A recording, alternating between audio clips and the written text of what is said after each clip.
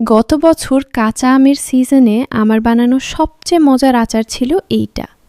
এই বছর কাঁচা আমের সিজন তো চলেই এলো, তাই ভাবলাম আপনাদের সাথে রেসিপিটা শেয়ার করি যাতে আপনারাও ট্রাই করতে পারেন। তো ফার্স্টেই লাগছে কাঁচা আম, এখানে 1 কেজি পরিমাণ আছে। তো আমগুলো ভালোভাবে ক্লিন করে এইভাবে কেটে নিয়েছি। এরপর আম যাতে কালো হয়ে না যায় এজন্য এগুলোকে কিছুক্ষণ হলুদ পানির মধ্যে ভিজিয়ে রেখেছিলাম।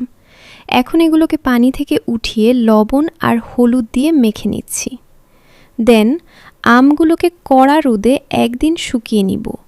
এর ফলে আমের আচারের শেলফ লাইফ অনেক বেড়ে যাবে।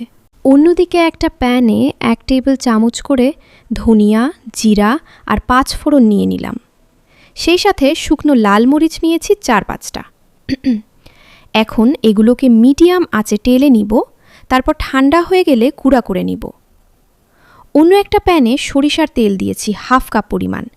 সেই সাথে এর মধ্যে দিয়ে দিচ্ছি 5 ফোড়ন 1 টেবিল চামচ পরিমাণ, আর কয়েকটা রসুনের কোয়া আর সরিষা বাটা 1 টেবিল চামচ পরিমাণ।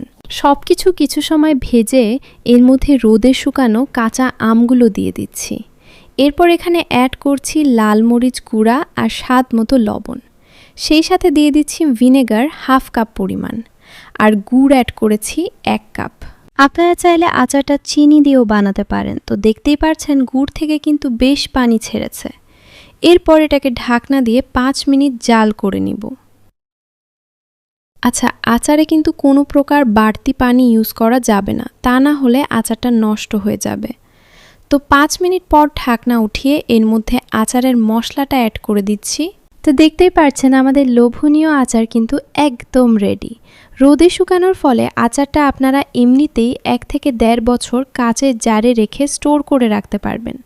ফ্রিজে রাখার দরকার নেই। So enough for today. আল্লাহ হাফেজ। আসসালামু আলাইকুম।